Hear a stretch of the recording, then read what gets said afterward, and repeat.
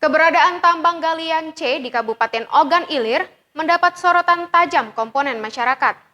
Salah satunya Wahana Lingkungan Hidup Indonesia Sumatera Selatan yang menyoroti kerusakan lingkungan yang ditimbulkan dari aktivitas tambang pasir di 3 desa dalam Kecamatan Rantau Alai.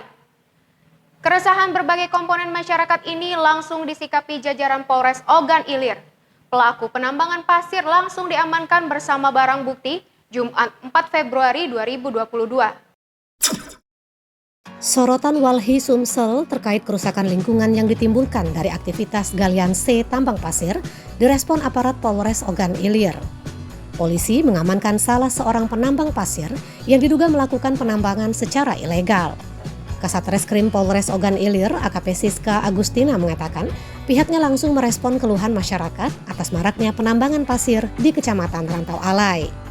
Selain mengamankan penambang yang kini telah ditetapkan sebagai tersangka, mereka juga menggandeng Dinas ESDM untuk mengecek ke lapangan.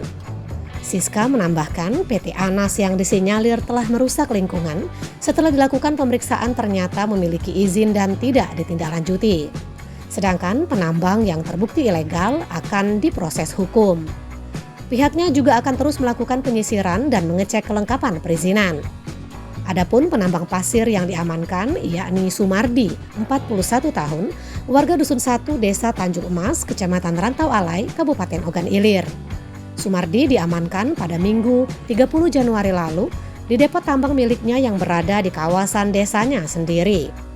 Barang bukti yang disita berupa 1 unit mobil dump truk warna biru, merek Toyota Dyna dengan nomor polisi BG8466KB dengan muatan pasir sebanyak lebih kurang 5 kubik. Isro Antoni melaporkan dari Ogan Ilir. Demikian informasi yang dapat kami sampaikan. Nantikan terus informasi terbaru lainnya hanya di Palpos Channel.